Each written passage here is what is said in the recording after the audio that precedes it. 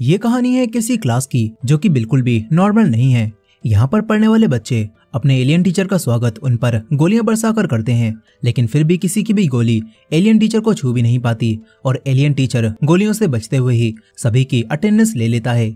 हमारी कहानी का मेन कैरेक्टर नागिसा बताता है कि इस दुनिया में अचानक एक क्रिएचर आ गया जो कि इतना ताकतवर था कि उसने चांद को भी आधे से ज्यादा काट दिया और पूरी दुनिया की मिलिट्री मिलकर भी उसे नहीं रोक सकती थी और सभी ने जापान पर भरोसा करके उन्हें क्रिएचर को संभालने दिया। इसके बाद हम जापान के सबसे मशहूर जूनियर हाई स्कूल को देखते हैं। यहाँ पर थर्ड ईयर के स्टूडेंट्स में एक क्लास ई होती है जिसे सबसे बेकार क्लास समझा जाता है क्योंकि उसमें पढ़ने वाले बच्चे हर चीज में पीछे थे और इसीलिए उन्हें स्कूल की मेन बिल्डिंग से दूर रखा जाता है और बेकार सी क्लास दी जाती है। मगर यहाँ आकर सबको पता चलता है कि उनके नए टीचर कोई इंसान नहीं बल्कि एक क्रिएचर हैं। वो एलियन बताता है कि मैंने ही तुम्हारे चांद का एक हिस्सा तबाह कर दिया है और अब मैं अगले साल मार्च में तुम्हारी इस दुनिया को भी तबाह कर दूंगा, लेकिन तब तक के लिए मैं तुम्हारा टीचर बनकर रहने वाला हूँ। इसके बाद एक आदमी कारासुमा यहाँ पर आता है और बताता है कि मैं मिनिस्ट्री ऑफ डिफेंस से हूँ और मैं चाहता हूँ कि तुम लोग इस क्रिएचर को जान से मार दो। एक लड़की कहती है कि ये क्या बकवास कर रहे हो, सही से बताओ यहाँ पर क्या चल रहा है। फिर कुरासामा बताता है कि ये क्रिएचर सच बोल रहा है, अगले साल मार्च में ये हमारी दुनिया को भी खत्म कर देगा और ये जानकारी बहुत सीक्रेट है और सिर्फ वर्ल्ड के लीडर्स और अब तुम ये बात जानते हो। इसीलिए अब मैं चाहता हूँ कि तुम हमारा साथ दो और पढ़ाई के साथ साथ इस क्रिएचर को जान से मार दो। फिर कुरासामा एक गन और चाकू निकाल कर दिखाता है कि इस क्रिएचर की स्पीड बहुत तेज है, इसीलिए तुम इसे आसानी से नहीं मार पाओगे। यहीं पर वो क्रिएचर भी बताता है कि तुम्हारी दुनिया को खत्म करना तो बहुत आसान था, इसीलिए मैंने इसे थोड़ा मजेदार बनाने के लिए गवर्नमेंट से एक डील की है कि अगर मुझे इस स्कूल की ई क्लास का टीचर बना दिया जाए तो मैं बच्चों के हाथों मरने के लिए तैयार हूँ। कुरासामा ये भी बताता है कि तुम्हें इस क्रिएचर को मारने के लिए एक अलग तरह की गोलियां, बीबी पैलेट्स और मिनिस्ट्री ऑफ डिफेंस का बनाया हुआ एक खास चाकू इस्तेमाल करना होगा। वो चाकू और वो गोलियां इंसानों को तो कोई नुकसान नहीं पहुंचाएंगी, लेकिन इस क्रिएचर के ऊपर ये काफी असरदार हैं। वो क्रिएचर भी अपने एक टेंटिकल पर गोली मारकर दिखाता है जिससे उसका हाथ अलग हो जाता है, लेकिन कुछ ही समय में वो अपने हाथ को दोबारा रीजनरेट कर लेता है और ये चीज देखकर सारे बच्चे डर जाते हैं। तभी कुरासामा बताता है कि डरो मत, इसने गवर्नमेंट से डील की है कि ये तुम बच्चों को कोई नुकसान नहीं पहुंचाएगा। फिर कुरासामा कहता है कि अब तुम बच्चों के पास अमीर होने का भी एक मौका है, क्योंकि अगर तुमने साल पूरा होने से पहले इस क्रिएचर को मार दिया तो तुम्हें 10 बिलियन येन मिलेंगे। कहानी अब वापस प्रेजेंट में आती है। ये लोग मिलकर अपने टीचर पर गोलियां बरसा रहे थे, लेकिन उसकी स्पीड के आगे इनकी गोलियां किसी भी काम की नहीं थीं। साथ ही इस साल की शुरुआत से ही कुरासामा भी इनका टीचर बनकर इन्हें यहाँ पर ट्रेनिंग दे रहा था और इसके अलावा एक प्रोफेशनल असैसिन मिस इरीना भी इन्हीं की टीचर बनकर यहाँ पर आई थीं। उन्हें भी क्रिएचर को मारना था। नागिसा कहता है कि मिस इरीना एक स्किल्ड असैसिन है, उन्होंने पहले दिन ही क्रिएचर पर एक बड़ी सी गन से हमला कर दिया था, लेकिन फिर भी वो कुछ भी नहीं कर पाई और हार कर बाहर आ गई और तब से वो हमारी इंग्लिश की टीचर हैं। यहीं अब प्रेजेंट में किसी की भी एक भी गोली क्रिएचर को नहीं लगती और गोलियां खत्म होने पर सभी बैठ जाते हैं। क्रिएचर हंसते हुए कहता है कि मुझे उम्मीद है ग्रेजुएशन से पहले तुम में से कोई मुझे मारने में कामयाब हो जाएगा। अब इसके बाद कारासुमा इन सभी को फाइटिंग की ट्रेनिंग देने लगता है। यहाँ पर कुछ लड़कों ने मिलकर नागिसा के साथ कोई प्लान बनाया था जिसे आज वो अंजाम देने वाले थे। वो लड़के नागिसा से कहते हैं कि तूने उस ऑक्टोपस की वीकनेस नोट की है ना। नागिसा हाँ करता है और इन्हें वो दिखाता है, लेकिन उससे बस इन्हें इतना ही पता चलता है कि अलग अलग इमोशंस जैसे कि गुस्सा आना और खुश होने पर उसके चेहरे का रंग बदल जाता है, लेकिन ये जानकारी उन लड़कों के किसी काम की नहीं थी। अब इसके बाद जब ऑक्टोपस इन्हें पढ़ा रहा था तो एक लड़का नागिसा को प्लान अंजाम देने का इशारा करता है। नागिसा कोई सवाल पूछने के बहाने ऑक्टोपस के पास जाता है और उसने अपना चाकू पीछे छुपा रखा था, लेकिन जैसे ही नागिसा उस पर हमला करता है तो तभी ऑक्टोपस अपने टेंटिकल से उसका हाथ पकड़ लेता है। मगर ये वो प्लान नहीं था। दरअसल नागिसा ने अपने ऊपर उन्हीं स्पेशल गोलियों से बना हुआ एक बम लगा रखा था और वो लड़के बटन दबाकर उसे ब्लास्ट करते हैं जिससे यहाँ पर धमाका होता है। वो लड़के खुश होने लगते हैं कि उन्होंने ऑक्टोपस को मार दिया। नागिसा की दोस्त ये देखकर कहती है कि तुमने ये क्यों किया। वो लड़के कहते हैं कि चिंता मत करो, ये बच्चों के खिलौने वाला बॉम्ब था जिसमें हमने वही स्पेशल पैलेट्स डाल दी थी, इससे नागिसा को कुछ भी नहीं होगा। ये लोग खुश हो रहे थे कि फाइनली इन्होंने ऑक्टोपस को मार ही दिया, लेकिन असल में ऑक्टोपस बच गया था। वो छत पर चिपका होता है और उसने बम फटने से ठीक पहले अपनी स्किन उतार दी थी, जो कि वो हर महीने करता था। साथ ही अब ऑक्टोपस उन 3 लड़कों पर काफी गुस्सा भी हो जाता है जिन्होंने ये प्लान बनाया था। क्योंकि गवर्नमेंट की डील के हिसाब से इन बच्चों को सिर्फ उसी चाकू और गोलियों का इस्तेमाल करके ही ऑक्टोपस को मारना था। इसी वजह से अब ऑक्टोपस तेजी से कहीं जाकर वापस आता है और उसके हाथों में इन लड़कों के घर की नेम प्लेट होती है। वो कहता है कि मैं तुम्हें तो नुकसान नहीं पहुंचा सकता, लेकिन अगर तुमने दोबारा ऐसा किया तो मैं तुम्हारे घर वालों या फिर दोस्तों को मार सकता हूँ। अब इसके बाद वो इनकी काफी तारीफ करते हुए कहता है कि तुम्हारा ये प्लान तो वैसे बहुत अच्छा था और नागिसा ने सबसे बेहतर एक्ट किया और बिना कुछ पता लगे मेरे करीब पहुंच गया। वो नागिसा की काफी तारीफ करके सभी को सीट पर बैठने के लिए कहता है। तभी ये लोग पूछते हैं कि वैसे आपका नाम क्या है। ऑक्टोपस कहता है कि मेरा कोई भी नाम नहीं है। तभी एक लड़की कहती है कि फिर तो हम आपको अब से कोरो सेंसेई कहेंगे। ऑक्टोपस को भी अपना नाम काफी पसंद आता है और सभी उन्हें कोरो सेंसेई कहने लगते हैं।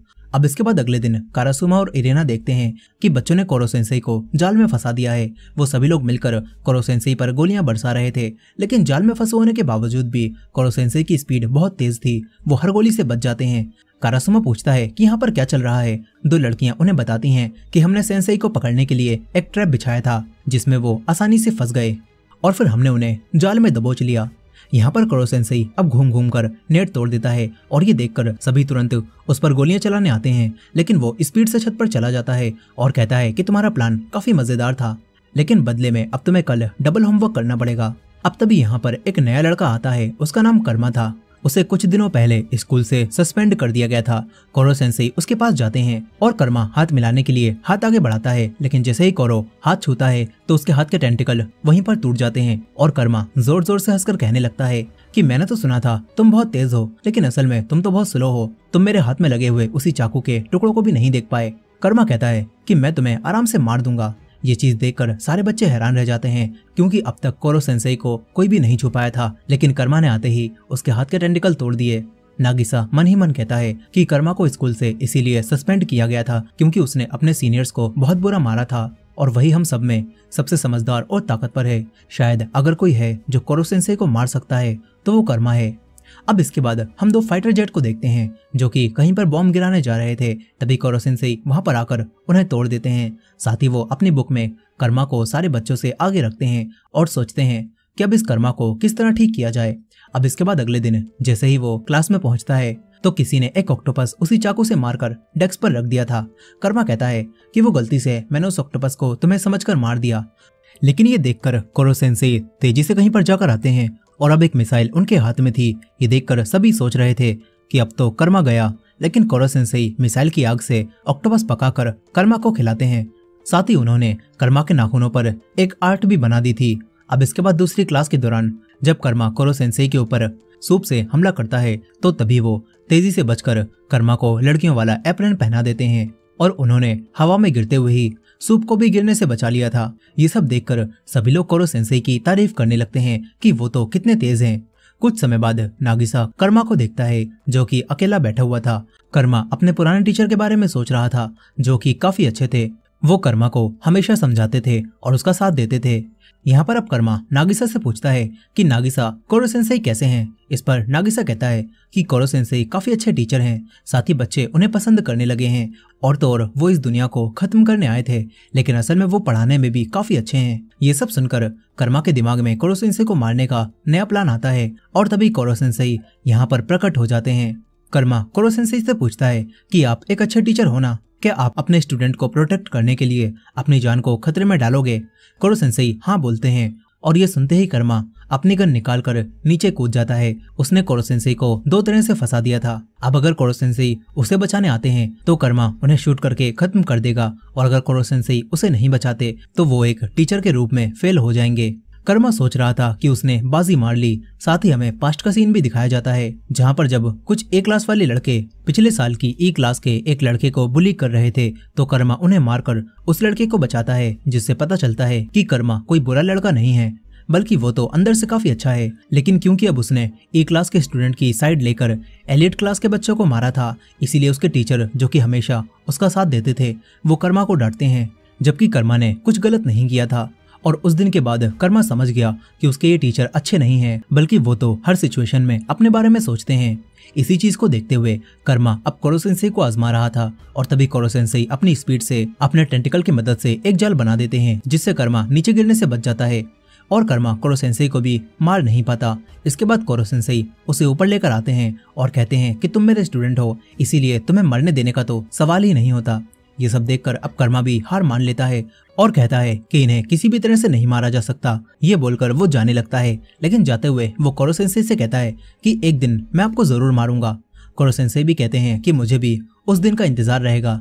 यहीं पर नागिसा सोच रहा था कि आखिर कोरो सेंसेई ने कर्मा को बचाने के लिए इतना सब कुछ क्यों किया। वहीं दूसरी तरफ मिलिट्री बेस में सोल्जर्स का लीडर कारासुमा को बताता है कि पिछले 2 महीनों से जब से वो क्रिएचर आया है तब से पूरे वर्ल्ड से हमारे ऊपर मिसाइल से हमले हो रहे हैं ताकि वो क्रिएचर को मार सकें, लेकिन हर बार वो क्रिएचर ही मिसाइल से हमें बचा लेता है, मगर फिर भी हमें किसी भी तरह उस क्रिएचर को मारना होगा।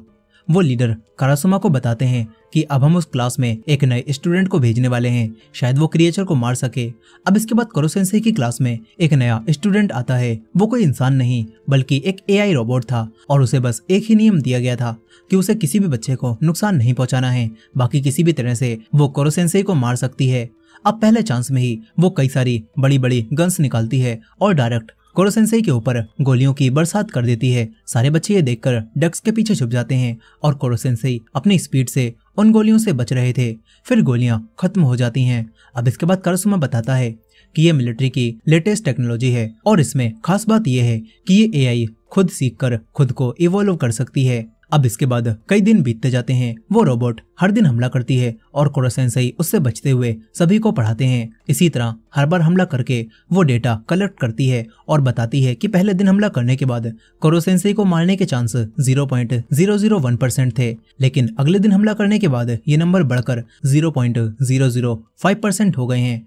और इसी तरह हर हमले के बाद मैं खुद को इवॉल्व करती हूँ। इससे ग्रेजुएशन के दिन तक कोरो सेंसेई को मारने के चांस 90% से भी ज्यादा हो जाएंगे।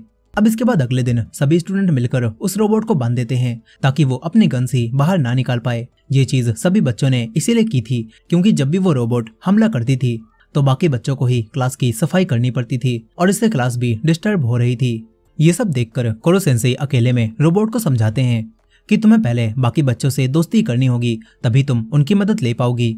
कोरो सेंसेई रोबोट को सारे बच्चों का डेटा दिखाते हैं और कहते हैं कि तुम लेटेस्ट टेक्नोलॉजी हो ना, जो कि खुद सीख सकती हो, इसलिए इस डेटा को यूज करो और सभी बच्चों से दोस्ती करने की कोशिश करना। अब इसके बाद रोबोट सारे बच्चों का डेटा पढ़ने लगती है। इसके बाद अगले दिन सभी बच्चों के फोन में एक मैसेज आता है और ये वही एआई रोबोट थी जो कि सबकी दोस्त बनने के लिए अब उनके फोन में एक ऐप बनकर आ गई थी। वो कहती है कि अब से मैं एक ऐप बनकर आप सभी के कामों में आपकी मदद कर सकती हूँ। बाकी बच्चों को ये ऐप काफी पसंद आता है। साथ ही वो रोबोट कहती है कि अब से मैं क्लास में अटैक नहीं करूंगी ताकि पहले मैं आप सभी से अच्छी दोस्ती कर सकूं और हम फिर साथ में मिलकर कोरो सेंसेई को मारेंगे। ये सुनकर सभी लोग खुश होते हैं और एक लड़की रोबोट को नया नाम देती है कि हम तुम्हें अब से रित्सु बुलाएंगे। ये नाम रोबोट को भी काफी पसंद आता है। अब तभी इन्हें पता चलता है कि आज एक और स्टूडेंट यहाँ पर ट्रांसफर होकर आने वाला है।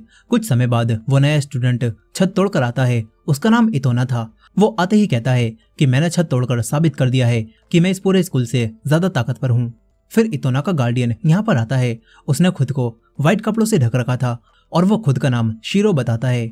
यहाँ पर वो रोबोट रित्सु बताती है कि ये इतोना है, मैंने और इसने साथ में ही असासिन बनने की ट्रेनिंग ली थी। यहाँ पर इतोना कर्मा को देखकर कहता है कि तुम सारे बच्चों में सबसे ताकतवर हो ना, लेकिन मेरे आगे तुम कुछ भी नहीं हो, मगर चिंता मत करना, मैं तुम्हें कुछ भी नहीं करूंगा। मेरा टारगेट तो कोरो सेंसेई है जो कि मुझसे भी ज्यादा ताकतवर हैं। वो कोरो सेंसेई के पास जाकर कहता है कि कोरो सेंसेई, मैं आपको आराम से मार सकता हूँ क्योंकि आखिरकार हम दोनों सगे भाई हैं। ये बात सुनकर नागिसा हैरान रह जाता है कि ये लड़का इतोना कोरो सेंसेई का भाई है। यहाँ पर इतोना कोरो सेंसेई को फाइट के लिए चैलेंज करता है और फिर क्लास खत्म होने पर ये लोग एक रिंग बनाते हैं और व्हाइट कपड़ों वाला शीरो कहता है कि इस फाइट का रूल सिंपल है, जो भी पहले रिंग से बाहर निकल गया वो हार जाएगा। अब फाइट शुरू होते ही इतोना कोरो सेंसेई का एक टेंटिकल काट देता है और पता चलता है कि उसके सर से भी टेंटिकल्स निकल रहे हैं, जो देखकर सभी बच्चे हैरान रह जाते हैं। और अब कोरो सेंसेई गुस्से में उसी दिन को याद करते हैं जब वो लैब से आजाद हुए थे। इसके बाद वो गुस्से में कहते हैं कि तेरे पास ये टेंटिकल कहाँ से आए।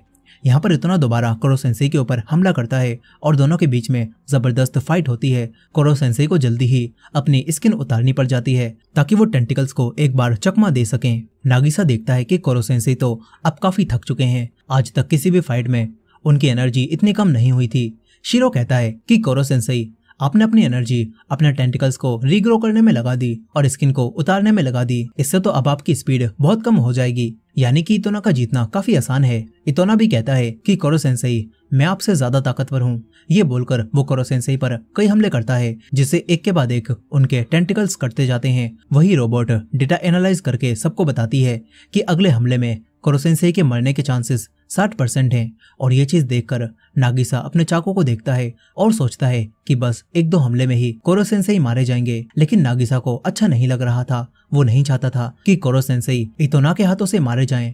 अब तभी शीरो इतोना से कहता है कि इतोना, इसका काम खत्म करो। और तभी इतोना कोरो सेंसेई के ऊपर हमला करता है, लेकिन अचानक उसके टेंटिकल्स को कुछ हो जाता है और वो खराब हो जाते हैं। पता चलता है कि कोरो सेंसेई अपनी स्पीड की मदद से तेजी से वहां पर हट गए थे और उन्होंने वहां पर नागिसा का चाकू रख दिया था। और क्योंकि इतोना के पास बिल्कुल कोरो सेंसेई जैसे टेंटिकल्स थे, इसी वजह से वो टेंटिकल्स इस चाकू से अब खराब हो गए हैं। अब इसके बाद कोरो सेंसेई उसे अपनी स्किन में लपेटकर क्लास से बाहर फेंक देते हैं और कहते हैं कि तुम्हें पहले क्लास में रहकर एक्सपीरियंस लेना चाहिए था, तुम मुझे मार पाते, मगर अब तो तुम रिंग से बाहर हो, इसीलिए जीत मेरी हुई। सभी बच्चे भी इतोना के हारने से खुश हो रहे थे। अब इसके बाद शीरो इतोना को लेकर यहाँ से जाने लगता है। कोरो सेंसेई उसके पास आकर उससे कुछ पूछने वाले थे, लेकिन जैसे ही वो शीरो को हाथ लगाते हैं तो उनके टेंटिकल्स पिघलने लगते हैं और शीरो कहता है कि ये कपड़े भी उसी मटेरियल से बने हैं। ये बोलकर वो चला जाता है। अब तभी एक लैब का सीन दिखाया जाता है जहाँ पर आग लग रही थी और एक लेडी बेहोश थी और ऐसा लग रहा था यहाँ पर कोई क्रिएचर आजाद हुआ है। प्रेजेंट टाइम में नागिसा और बाकी बच्चे कोरो सेंसेई के पास आते हैं। इनका अपने टीचर से अच्छा बॉन्ड बन चुका था और नागिसा पूछता है कि कोरो सेंसेई, आपने पढ़ाने के लिए हमारी ई क्लास को ही क्यों चुना? इस पर कोरो सेंसेई कहते हैं कि मैंने किसी से वादा किया था और उसे पूरा करने के लिए ही मैं तुम्हें पढ़ाने आया हूँ।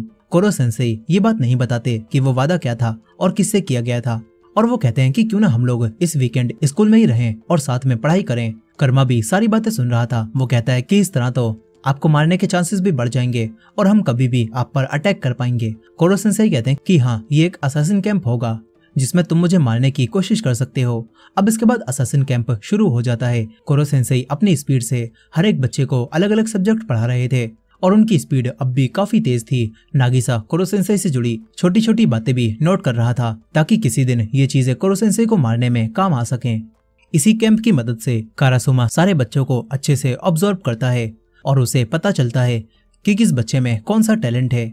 कोई शूटिंग में माहिर था तो किसी को चाकू चलाना आता था, लेकिन नागिसा बाकी सभी से बिल्कुल अलग था, उसमें कुछ खास था।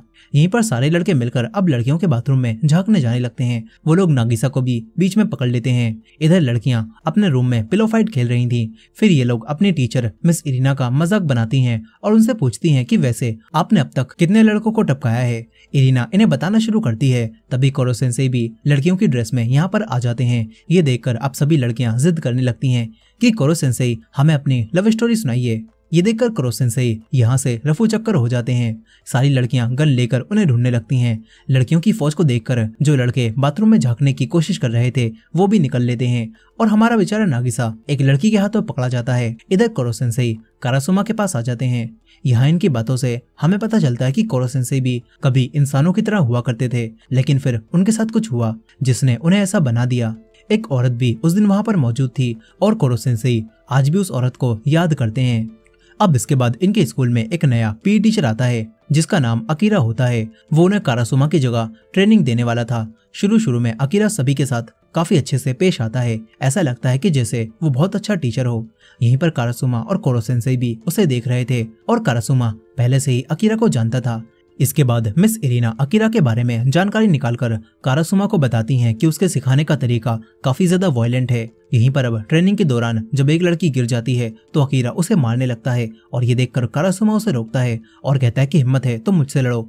ये सुनकर अकीरा कारासुमा को चैलेंज करता है और कहता है कि चलो अपने स्टूडेंट्स में से किसी भी एक को चुनो, मैं उससे खाली हाथ लड़ूंगा और अगर उसने चाकू मुझसे टच भी कर दिया तो मैं हार जाऊंगा और ये जॉब छोड़ दूंगा। अकीरा अब असली चाकू निकालता है और कोरो सेंसेई भी ये देख रहे थे। सारे बच्चे डरे हुए थे क्योंकि वो असली चाकू से फाइट नहीं करना चाहते थे। तभी कारासुमा नागिसा के पास जाकर उसे लड़ने के लिए चुनता है। नागिसा भी मान जाता है वो चाकू लेकर अकीरा की तरफ बढ़ने लगता है। अचानक नागिसा मुस्कुराता है और उसकी पूरी पर्सनालिटी ही चेंज हो जाती है। अकीरा ये देखकर हिल भी नहीं पाता और नागिसा उसे गिराकर उसके गले पर चाकू रख लेता है, जिसके साथ ही नागिसा जीत जाता है। ये देखकर अकीरा कहने लगता है कि चलो एक और रीमैच करते हैं, लेकिन नागिसा मना कर देता है और अकीरा से यहाँ से जाने के लिए कहता है। अकीरा को भी वादे के मुताबिक यहाँ से जाना पड़ता है। फिर सारे बच्चे नागिसा के साथ खुश होने लगते हैं। यहीं पर कोरो सेंसेई कारासुमा से कहते हैं कि आखिरकार तुमने भी नागिसा का टैलेंट नोटिस कर ही लिया। कारासुमा बताता है कि बाकियों से हटकर नागिसा के पास नेचुरल असैसिन वाला टैलेंट है। कोरो सेंसेई भी कहते हैं कि इस ई क्लास में अलग अलग तरह के असैसिन्स भरे हुए हैं, देखते हैं कि इन सभी में से मुझे कौन मारेगा। अब इसके बाद बारिश के दिनों में सभी लोग देखते हैं कि पानी की वजह से कोरो सेंसेई का चेहरा फूल गया है। यहाँ पर कोरो सेंसेई तुरंत ही ऊपर से गिरने वाले पानी को रोकते हैं और ये देखकर नागिसा इसे नोट कर लेता है। यहीं पर एक लड़की कोरो सेंसेई के पास आकर कहती है कि मैंने बहुत मेहनत से ये जहर बनाया है और मैं चाहती हूँ कि आप इसे पी लें। उसकी ईमानदारी देखकर कोरो सेंसेई उसे पी जाते हैं। सबको लग रहा था कि इससे कोरो सेंसेई मर जाएंगे, लेकिन कोरो सेंसेई के ऊपर जहर का कोई असर नहीं होता और कोरो सेंसेई उस लड़की से कहते हैं कि तुम्हारे अंदर तो कमाल का टैलेंट है, मैं तुम्हें क्लास के बाद सिखाऊंगा कि इससे भी स्ट्रॉन्ग पॉइजन आखिर कैसे बनाया जा सकता है। फिर कोरो सेंसेई इन्हें अपनी एक और पावर दिखाते हैं। उन्होंने एक लिक्विड की मदद से अपने शरीर को किसी पेपर की तरह बना लिया था और अब कोई भी उन्हें नहीं पकड़ पाता। और ये लिक्विड भी कोरो सेंसेई ने उसी लड़की से बनवाया था जिसने जहर बनाया था। और कोरो सेंसेई साइंस सब्जेक्ट में उस लड़की की काफी तारीफ करते हैं और फिर सबसे कहते हैं कि चलो अब अपनी अपनी सीट पर बैठो, हमें पढ़ाई करनी है। लेकिन सभी बच्चे कहने लगते हैं कि हम तो क्लास ई में हैं, हमारा पढ़ने का आखिर क्या ही फायदा, हम चाहें जितनी भी कोशिश कर लें हमारे ग्रेड अच्छे नहीं होने वाले। ये बात सुनकर कोरो सेंसेई सारे टीचर्स को इकट्ठा करते हैं और बताते हैं कि असैसिनेशन में कभी भी सिर्फ एक प्लान पर काम नहीं किया जा सकता, तुम्हें मुझे मारने के लिए पढ़ना भी होगा। इसके बाद वो पावर का जलवा दिखाते हुए एक स्पेस से सैटेलाइट को बैकयार्ड में लाते हैं और फिर सभी को बताते हैं कि मैं एक सुपर बीइंग क्रिएचर हूँ, अगर तुम्हें मुझे मारना है तो एक के साथ साथ तुम्हें सेकंड प्लान पर भी काम करना पड़ेगा और साथ ही तुम्हें पढ़ाई में भी अच्छा होना होगा, क्योंकि एक असैसिन को हर एक चीज में माहिर होना पड़ता है। अब इसके बाद कोरो सेंसेई सभी बच्चों को एक लकी चांस देते हैं और कहते हैं कि इस साल मिड टर्म्स के एग्जाम में जो भी बच्चे एक सब्जेक्ट में टॉप स्कोर लाएंगे तो उन्हें मेरा एक टेंटिकल काटने का मौका मिलेगा। कोरो सेंसेई बताते हैं कि जब मेरा एक टेंटिकल काटा जाता है तो इससे मेरी स्पीड स्लो हो जाती है और मुझे काफी एनर्जी लगाकर उसे रीग्रो करना पड़ता है। इसका मतलब है जब तुम मेरा टेंटिकल काट दोगे तो मुझे मारने के चांसेस भी बढ़ जाएंगे। ये बात सुनकर सभी बच्चे खुश हो जाते हैं और फिर अच्छे से पढ़ाई करने लगते हैं। और तो और जब एक लड़की को इंग्लिश सब्जेक्ट में परेशानी आती है तो कोरो सेंसेई उसे उड़ाकर डायरेक्ट यूएस ले जाने लगते हैं ताकि वहां से वो लड़की आराम से इंग्लिश समझ सके। इसी तरह कोरो सेंसेई हर एक बच्चे के साथ कई जगहों पर जाकर पूरी की पूरी एक एल्बम बना लेते हैं। और फिर कुछ समय बाद मिड टर्म्स एग्जाम का रिजल्ट आ जाता है। 5 बच्चों ने अलग अलग 5 सब्जेक्ट में टॉप किया था, जिसका मतलब है इन्हें कोरो सेंसेई के 5 टेंटिकल काटने का मौका मिलेगा। अब इसके बाद ये लोग समर वेकेशंस में कोरो सेंसेई को असैसिनेट करने का दिन तय करते हैं और फिर सभी लोग उस दिन की अच्छे से तैयारी करने लगते हैं। ये लोग हर चीज को अच्छे से प्लान करते हैं और इसके साथ ही वो दिन भी करीब आने लगता है। साथ ही एक दिन फायरवर्क्स देखते हुए ये लोग बात करते हैं कि तुम लोगों को वो टीचर मिस युकीमुरा याद है? हम बिल्कुल बेकार क्लास थे, लेकिन फिर भी हमारी टीचर मिस युकीमुरा हमें हमेशा सपोर्ट करती थी। ये लोग सोचते हैं कि पता नहीं अचानक से युकीमुरा कहाँ पर चली गई। अब अगले दिन कोरो सेंसेई को असैसिनेट करने का दिन आ जाता है। ये लोग कोरो सेंसेई को चारों तरफ से बांध देते हैं और पानी और हथियारों के साथ रेडी हो जाते हैं। नागिसा की नोट की हुई जानकारी के मुताबिक इन्हें पता चल गया था कि कोरो सेंसेई पानी से कमजोर हो जाते हैं और साथ ही अब टेंटिकल्स काटने के बाद ये लोग कोरो सेंसेई को पानी से और कमजोर करेंगे, जिससे उन्हें मारना और आसान हो जाएगा। फिर इसके बाद 5 लोग गन की मदद से कोरो सेंसेई के 5 टेंटिकल काट देते हैं और इसके बाद सभी उनके ऊपर पानी डालने लगते हैं। फिर 2 बच्चे गोलियों से कोरो सेंसेई पर हमला करते हैं, मगर तभी यहाँ पर एक बड़ा धमाका होता है और जब धुआं हटता है तो कोरो सेंसेई यहाँ पर नहीं थे। इन्हें लगता है कि वो मारे गए, मगर कोरो सेंसेई ने खुद को एक छोटी सी बॉल में ट्रांसफॉर्म कर लिया था, जिससे वो अभी भी जिंदा थे। और वो बताते हैं कि ये मेरी एब्सोल्यूट डिफेंस फॉर्म है, इसमें तुम लोग मुझे किसी भी गोली या चाकू से नहीं मार सकते और ना ही मुझे पानी से कोई फर्क पड़ेगा। कोरो सेंसेई बताते हैं कि अगले 24 घंटों बाद ही अब मैं अपने असली रूप में आ पाऊंगा और तब तक के लिए ये लोग उनका कुछ नहीं बिगाड़ सकते। अब तभी अचानक से एक के बाद एक कई बच्चे बेहोश होने लगते हैं और उन्हें तेज फीवर हो जाता है। फिर इसके बाद अकीरा अपने लोगों के साथ यहाँ पर आता है और बताता है कि मैंने इन बच्चों की ड्रिंक में वायरस मिला दिया था क्योंकि मुझे नागिसा से बदला लेना है और अब इस वायरस का एंटीडोट सिर्फ मेरे पास है। वो एंटीडोट देने के बदले में नागिसा को कोरो सेंसेई के साथ उसे सौंपने के लिए कहता है और कारासुमा के पास अब कोई चारा नहीं था क्योंकि कई बच्चों की जान खतरे में थी। लेकिन तभी कोरो सेंसेई उससे कहते हैं कि तुम्हें सही में लगता है वो अपना वादा निभाएगा। ये सुनकर वो रुक जाते हैं और तभी पीछे से एक टेंटिकल आता है और कारासुमा नागिसा को बचा लेते हैं। पता चलता है कि इतोना ठीक होकर दोबारा कोरो सेंसेई को मारने यहाँ पर आ गया है। ये देखकर कर्मा तुरंत ही नागिसा और कोरो सेंसेई को लेकर यहाँ से भाग जाता है। इतोना भी इनके पीछे जाता है। यहीं पर अकीरा एंटीडोट देने से मना कर देता है और यहाँ से निकल लेता है। ये देखकर अब सभी लोग सभी बच्चों को फीवर की और दूसरी दवाइयाँ देने लगते हैं ताकि ये लोग उनकी हालत को कंट्रोल कर सकें। वहीं पर नागिसा और कर्मा कोरो सेंसेई को लेकर एक टावर पर चढ़ रहे थे। तभी इतोना बीच से लेडर तोड़ देता है जिससे नागिसा आगे नहीं जा पाता। नागिसा कोरो सेंसेई को कर्मा को देता है लेकिन फिर इतोना ऊपर आकर कर्मा से फाइट करने लगता है मगर कर्मा भी फाइटिंग में काफी अच्छा था। वो इतोना से बचता रहता है और ये लोग टावर पर ही फाइट करते हैं। तभी कर्मा ऊपर से नीचे गिर जाता है। नागिसा भी लेडर पर लटका हुआ था और लेडर अब टूट रही थी। ये देखकर नागिसा नीचे कूद जाता है और बच जाता है। इसके बाद कर्मा नागिसा को ऊपर की तरफ इशारा करता है और फिर दोनों कोरो सेंसेई को फुटबॉल बनाकर टावर पर खेलने लगते हैं। इतोना इन्हें मारना नहीं चाहता था इसीलिए वो कहता है कि मुझे कोरो सेंसेई दे दो। लेकिन तभी यहाँ पर बारिश शुरू हो जाती है और क्योंकि इतोना के टेंटिकल्स भी बिल्कुल कोरो सेंसेई की तरह थे इसीलिए वो पानी में कमजोर पड़ जाते हैं और नागिसा उन्हें काटकर इतोना को हरा देता है। कोरो सेंसेई भी समझ जाते हैं कि इन्होंने जानबूझकर आज का दिन चुना था क्योंकि इन्हें पता चल गया था कि आज बारिश होने वाली थी और बारिश में कोरो सेंसेई कमजोर पड़ जाते। लेकिन फाइट यहाँ तक पहुंच ही नहीं पाई। अब तभी इन दोनों के फोन पर एक मैसेज आता है जो कि उसी एआई रोबोट का था। उसे देखकर दोनों थोड़े हैरान होते हैं। अब इसके बाद नागिसा एक बैग में कोरो सेंसेई को रखकर अकीरा के सामने आ जाता है। अकीरा ने उसकी दोस्त को पकड़ लिया था और अकीरा उसकी दोस्त के बदले में कोरो सेंसेई को मांगता है जिन्हें वो सीमेंट में उन्हीं गोलियों के साथ दफन करने वाला था ताकि उसे 10 बिलियन येन मिल सके। नागिसा अकीरा से कहता है कि प्लीज कोरो सेंसेई हमारे टीचर हैं, हमने उनके साथ इतना वक्त बिताया है इसीलिए प्लीज हमें कोरो सेंसेई को मारने दो। नागिसा अकीरा से विनती करने लगता है और ये देखकर अकीरा उसके सर पर पैर रख लेता है। लेकिन तभी नागिसा के फोन पर दोबारा मैसेज आता है जिससे वो खुश होता है और अकीरा को कोरो सेंसेई को दे देता है। लेकिन असल में वो एक फुटबॉल थी। जिसके बाद सभी स्टूडेंट बाहर आते हैं और जिन्होंने वायरस वाली ड्रिंक पी थी वो भी ठीक हो चुके थे। अब इसके बाद ये सभी मिलकर अकीरा को ही सीमेंट में दबा देते हैं और फिर पता चलता है कि उसी लड़की ने जिसने पहले जहर बनाया था उसने अपने टैलेंट से इस वायरस का एंटीडोट भी बना लिया था और उसी एआई रोबोट की मदद से इन्हें सारी जानकारी मिल पाई थी जिससे ये लोग अकीरा को हरा पाए।